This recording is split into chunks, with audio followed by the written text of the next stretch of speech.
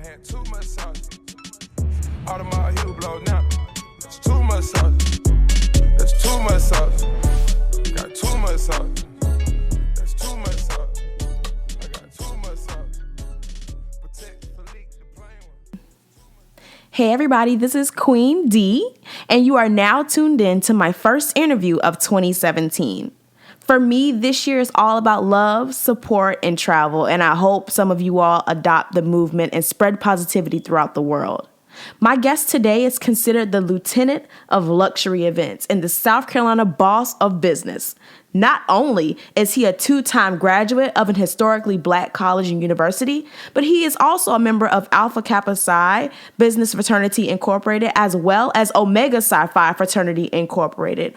With 15 years of experience under his belt, he has aggressively worked to build a reputation and a strong foundation. Considered a jack of all trades, my guest has worked with over 200 major artists, hosted over 500 events, some of which being charity drives for K through 12 students in need of school supplies, Christmas toys, and mentors.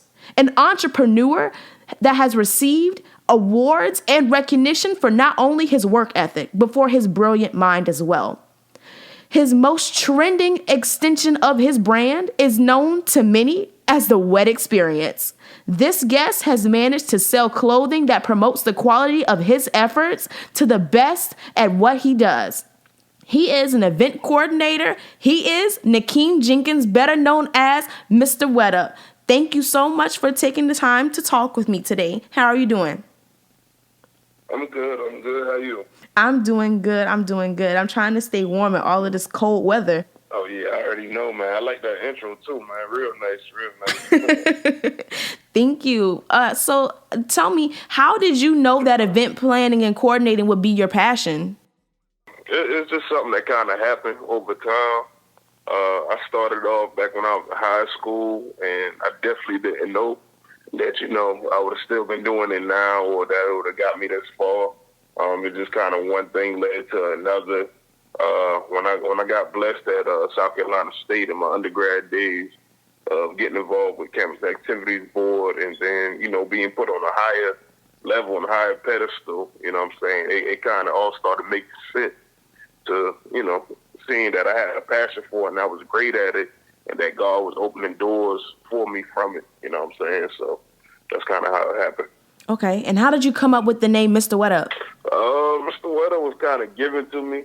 Okay. A name that I kind of adopted, over the years. And yeah, that's basically how I got it. It stuck to me, I thought it was something catchy, and I kind of just stuck with it, It got many different reasons, many different, how the name came about. But that's basically it right there. So what is the Wet Experience? The Wet Experience is basically an exotic adventure, your wildest imagination through ultra premium events. It's kind of an adventure, and the experience is really what I capitalize on. I keep the experience as the main focus. Every event I try to do different, or different venues, different themes. I really don't like anything being the same. I'm kind of a private person, a selective person. I don't like doing something that everybody else is doing. So, and the Wet, of course, comes from me, Mr. Wettup. So it all just kind of made sense. It all kind of meshed together. So how did Mr. Wettup bring in the new year? Man, I brought it in on some rock star shit. The last drop. That was my New Year's Eve celebration party. Okay, so tell me a little bit about that. I closed the year. Okay, I closed the year selling out. Open up the year selling out. It was a dope event. Complimentary hibachi sushi, sake shots, champagne toast, a real dope, sexy environment, real grown and sexy ambiance. It was something that was great, man. Everybody loved it. We packed it out. The building wasn't even big enough, we had so many people coming to show love from in and out of town that it was crazy. The energy was crazy, man. I loved it, man. So why do you think you are where you are right now? By just keep going, I just had to drive to keep going and just feeling like I needed to advance every year. I've been doing this since I was 16, you know what I'm saying? I really started when I was 15. I do my first event when I was 16. I'm 25 now. It all just kind of made sense. And really, I'm still here because people kept me here. You know what I'm saying? My support system is crazy, man. And a lot of people look up to me and keep me motivated and keep me going, you know what I'm saying? And when you know you got people looking at you and looking up to you for, you know, benefits or for success or whatever the case may be, it's going to keep you going and keep you pushing with it. So other than some of your supporters, how else do you stay motivated? Self-motivation is key, you know what I'm saying? Like I always say that, you know what I'm saying? Self-motivation is more than anything. You know, everything doesn't go as planned, but you have to always remember it could have been worse, or you could have been in this situation, you know what I'm saying? So once you understand that and realize that, you keep putting your best foot forward and you just keep going and keep striving and you just hope for the best. So what kind of criticism did you receive from doing what you're doing, and how did you move on from any of that? I've been getting criticized since I first started back in high school. You just kind of got to have that I don't care attitude. Well, of course, you have to care being a business owner, you know what I'm saying? And, of course, I'm an entertainer at the end of the day, so I have to care to a certain extent and make sure the quality of my events and, you know what I'm saying, caring about the good stuff that people say and the good things that they want to see. You know, you always going to have haters no matter what you do, you know what I'm saying? So you just got to know what to block out and what to take in and just keep it pushing, man. You just got to know that at the end of the day, as long as you putting your best foot forward, whatever somebody else has to say doesn't really matter. So give me one word to describe Mr. Wettup. Hustler. Hustler, all around 24/7 hustler, you know what I'm saying? I'm always looking for different ways to get it. I've been hustling since I was 13, you know what I'm saying? I was working and getting my own money since I was 13, looking for different ways to build different accounts and just save to get what I want, you know what I'm saying? I kind of started that phase, like I said, when I was 13. My parents took something away from me that I wanted. You know what I'm saying? And I was so mad at it that I was like, you know what I'm saying, I'm going to get my own money. That way nobody else can take something else away from me. You know what I'm saying? And since then, I kind of just stuck to that formula. And here I am.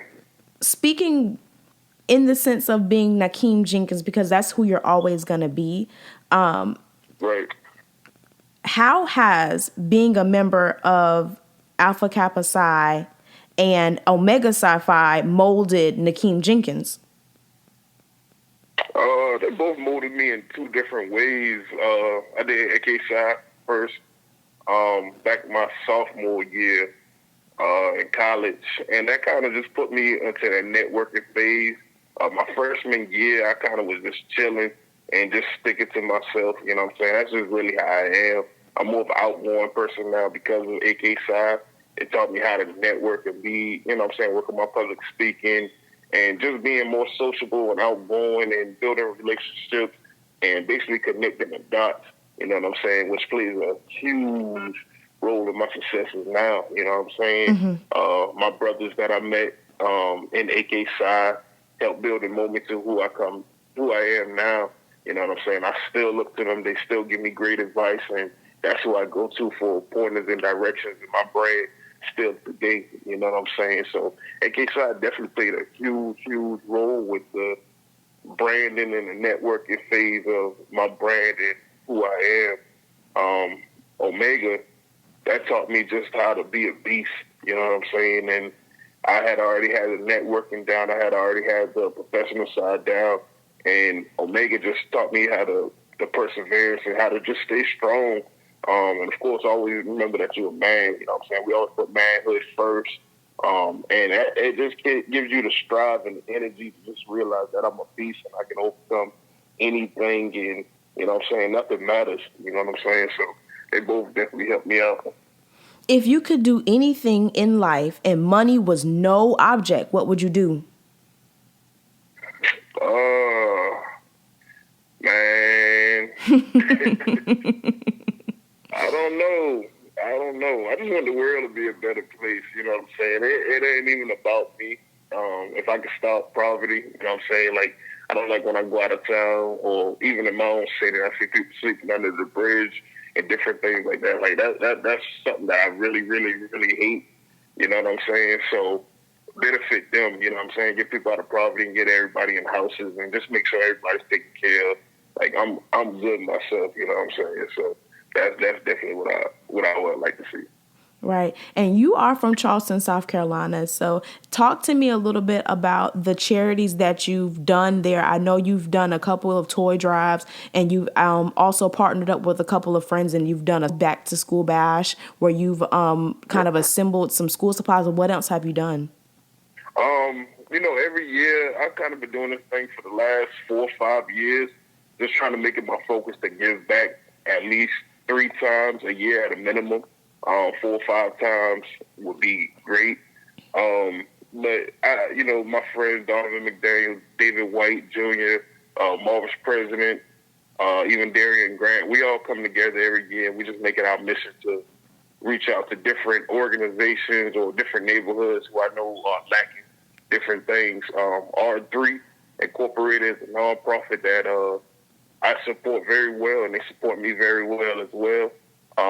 So I do a lot of my community service and a lot of my outreach programs through them. And I feel like it's a big thing because I remember when I was young, of course, I didn't grow up in a struggling household or anything like that, but I remember older cats coming out and looking out and even coming to classes and talking to us and telling us, there's more to life. And, what I'm saying, just encouragement. It's always good when you can see somebody coming back when you're young, coming to talk to you and wanting to guide you in direction, you know what I'm saying? So I always just try to leave little impressions on people, you know what I'm saying? It's not even about the recognition or anything like that. Right. It's just mainly, as long as I know I can put a smile on somebody's face and possibly change their life and point in a good direction, I'm good with it, man. Right. Speaking of support, you wrote on Facebook several times, support those who support you. And who do you consider yourself a supporter of? I know you named a few, but I'm sure there are a few more. And why is that so important to you to support those who support you? It's just kind of, I don't know, it's just how I am and how I'm kind of raised, you know what I'm saying? You look out for those who look out for you. You support those who support you. A lot of people want you to do different things for you and go out on a limb for them and, you know what I'm saying, go the extra mile, but they never there for you. You know what I'm saying? They never in your corner. They never at your event. But they'll be like, yo, I need you to put this out for me. Or can you help me with this? Can you do this, and this? It's like, yeah, I could, but shit, you don't even rock with the kids. You know what I'm saying? Like, you only here right now because you looking for a handout or you looking for me to help put you in a position, but you ain't never there for me. Like, I'm there for everybody 24/7. You know what I'm saying? It could be a total stranger, and that's just how I am. But, I say that. When I say that, I say many different reasons. You know what I'm saying? The users, the people who ain't genuinely in your corner, and just word of advice to everybody. You know what I'm saying? Don't do something for somebody who wouldn't do it for you. You know what I'm saying? So who else do you consider yourself a supporter of other than the people that you've named that you do your charity work with? Man, honestly, I'm a supporter of, I'm going to say everybody, but of course not everybody, but everybody who genuinely trying to do their thing. You know what I'm saying? If I see somebody striving for success and striving to better whatever situation, the community, their personal life, their business, or, anybody else, I'm always there. Big people in the city that I support. Shideria, she's a girl hustler in the city. She got a whole lot going on, event planning and, decorations, different things like that. Of course, Courtney the poet. That's my homie. You know what I'm saying? Me and her are kind of like the heads of the city right now. I like to look at it. And, anything, man. There's so many people I support. It's a long list of names. And I know you are not really big on doing things for recognition, but you have received an award in the past. And tell me about that experience and how it came about. Oh, yeah. last year I got the Mogul in the Making Award by Carolina Global by a good friend of mine, DJ B. Lord. That award kind of meant a lot because it was like my first award outside of things that I was kind of already expecting, like when I was at school, campus activities board president. I broke different records, so I kind of expected those things. You know what I'm saying? I was striving to get those awards. This award was given to me out of random, and it kind of meant a lot because B. Lord was kind of my mentor growing up in this industry, and he still is. You know what I'm saying? He's been a good friend. He's always been in my corner, and he just seen the growth and the progress throughout the years, and he understands that, my hustle and my mindset is unparalleled to many of those in the state or even in the Southeast. So it's good when you got an OG cat like that who been around the world, who done lived around the world. He's been an official DJ for various artists, major artists, and gone on tour. So it's good to see when you got somebody on that high-end level who recognizes your drive and your work ethic. What is the most rewarding part about what you do? There's many things. My biggest thing is everybody else. You know what I'm saying? Like, even if you come to my event or you see me in action, you see me running around, you see me sweating. I'm not posted up in VIP, you know what I'm saying, looking like I'm the ish, or you know what I'm saying, or acting like a celebrity. I'm more focused on everybody else. That goes back to the experience and the wet experience. I want to make sure that you have the best time while you're at my event. So, the hard work and just making sure the outcome is best for everybody. So I want all the ladies to feel like the music was right. It wasn't too amped up or just for the dudes. I want to make sure the drinks are flowing. That way everybody got that nice buzz and nice and relaxed, so they can have a good time. I want to make sure everything is comfortable. I just want a great outcome for everybody so everyone can go out and spread the word with great, positive energy and, of course, the bigger return. You know what I'm saying? It's not all about the money. You know what I'm saying? I've been doing this for so long. Sometimes I don't even care about the money. Of course, I'm a hustler. So I love it, but it's not always about that. You know what I'm saying? Sometimes I go so far out just to make sure the quality of the event is, superior that it doesn't even, the money ain't really a factor with it. So what is your vision for your brand in 2017? Man, we scraping the pot this year. That's kind of the best way to say it. Like, we scraping the pot, man. I'm coming for everything. Next year, February, will actually mark my 10-year anniversary. So, this is kind of the pre-game year. I'm looking to expand on a whole nother level. I said that I was going Hollywood this year, and I really am going to kind of go Hollywood with it. I just want to separate my brand from everybody. I just want to be a pedestal, be a staple in the city, and be a staple in the Southeast. I'm looking to do more private events and more authentic events. You know what I'm saying? Not everything is a party. I want to come to different things where couples can come together and they can enjoy themselves. You know what I'm saying? Live music, live art.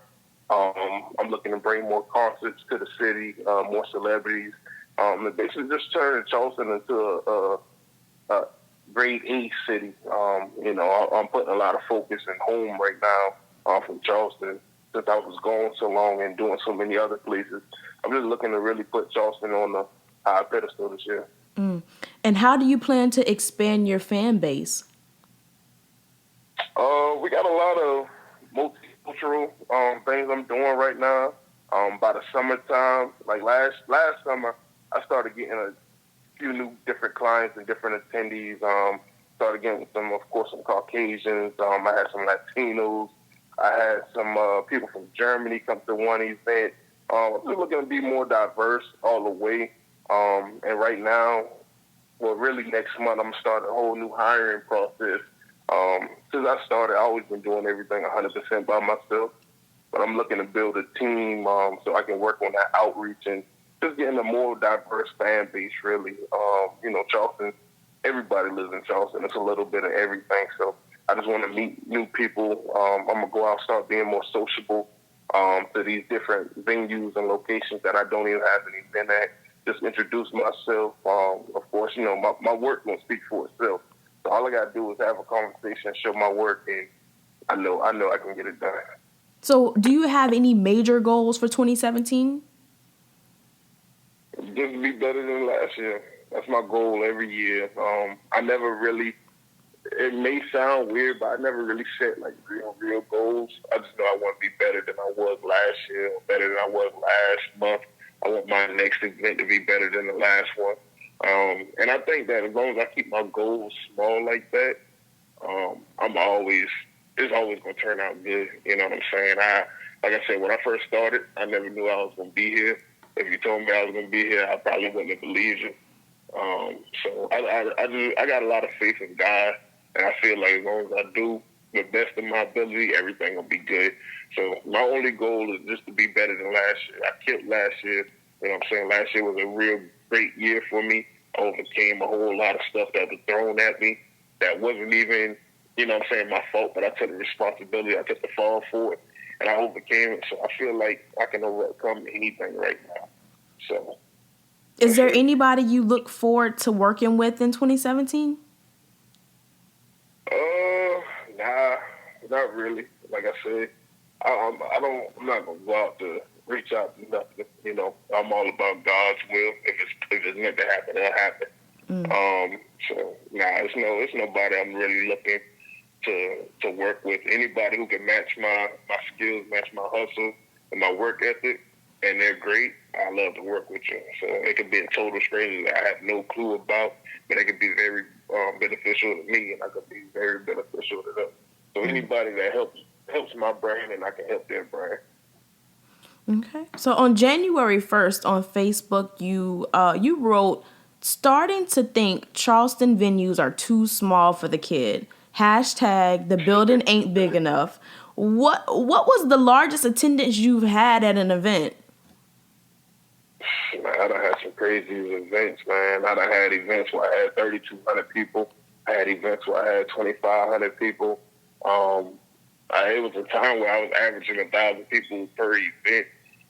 But of course, I was having way bigger venues and arenas or army type buildings. And of course, college events are different than the events that I do now. But you know, when you're averaging 1,000 plus people at events, and your ticket sales are averaging 1,500 to 2,000 per event, and then you come to Charleston, you know, I'm coming back home to Charleston now, and these venues are only holding 300 to 500 people, 700 on a good day. It's a big step down from what you've already been doing. And it's kind of hard because I'm working to change my brand and make it more like the ultra premium. That's kind of what I'm focusing on right now. So you have to weed out the people who aren't ultra premium. You know what I'm saying? I want everybody to come, but of course I don't have the room for it. So I need bigger venues so I can help build and mold my brand to how I really want it to be and still be able to party with the masses. And then where do you see yourself changing scenery to?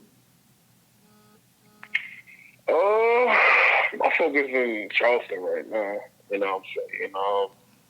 My focus is in Charleston right now. But of course, Charleston, Charlotte, and Atlanta, I look at it as a triangle. Mm-hmm. So I do look to open up different businesses. Like I have a business that I'm working on right now to open up in Charleston in about the beginning of next year. And then, of course, I look to expand that to Charlotte and then Atlanta. So that's my triangle right there, and I'll be good to go with that. Is there anyone you aspire to be in the same bracket with, like as far as your occupation is concerned? Like, is there anybody, like when you are working in that to that capacity, you feel like, okay, I really made it? Anybody great. You know what I'm saying? I always say, and people always compare me to Diddy. You know what I'm saying? I don't have a I can see that. But they do compare me to, you know, how his events were and how he was at Howard. You know what I'm saying? You know, HBCU student growing to become something major and something massive. And I hear that so much, man. I've been hearing that since I was in high school. So, of course, I'm going to say Diddy. You know what I'm saying? Diddy is the he's that dude. You know what I'm saying? My nickname is Q Diddy. Of course, I'm Omega Q Diddy. You know what I'm saying? So, I mean, Diddy and anybody great who does what I do. You know what I'm saying? There's a lot of people out here who aren't recognized. There's a lot of heavy hitters out in Miami, Houston, Atlanta, of course. You know what I'm saying? LA, of course, and anybody great. As long as you compare me to somebody great, but of course realize that I'm Mr. Wettup, I'm the king of things at the end of the day. I'm happy with that. Okay. And do you have any advice for any future generations trying to follow in your footsteps? Keep it pushing, and you don't gotta, when you make a plan, make sure it's a realistic plan, and don't make a plan so strong that you only going in one direction. You know what I'm saying? Because if I stuck to the one direction that I was originally started off with, I wouldn't be here. You got to learn that you got to adjust and adapt to different situations, and you just got to kind of flow with life and, of course, grow. You know what I'm saying? I know a lot of people who start off and they do good and they feel like they made it and they get stuck and comfortable. You know what I'm saying? And they don't ever want to change, but you got to change every year. Because people can get tired of different things, and, of course, it's entertainment. So people are going to get tired of partying, or they're going to get tired of going out, or they're going to get tired of whatever. So always bring creativity and great energy, and, you know what I'm saying, just keep it 100 and do the best that you can do, and you got to take care of the rest. Okay. And as far as your social media and getting in contact with you, what is that information? I'm Mr. Wettup on everything. Mr. Wettup with 2 T's, extra wet. So you can find me on anything, Snapchat, Instagram, Facebook, anything. You know what I'm saying? Twitter. I'm Mr. Wettup on everything. All right. Well, Keem, that's what I call you. Thank you so much for taking time out, because I know trying to get this together has been a hassle. Both of our schedules have been extremely busy, but I want to thank you for taking the time out to speak with me today. Ladies and gentlemen, if y'all have any questions, feel free to email me at queen.darris@gmail.com. All of my social media is Queen D Speaks. Thank you for tuning in with me again. Until next time, I am Queen D, and I have spoken. One head, one that they know all my stuff. You let me turn into the nigga that y'all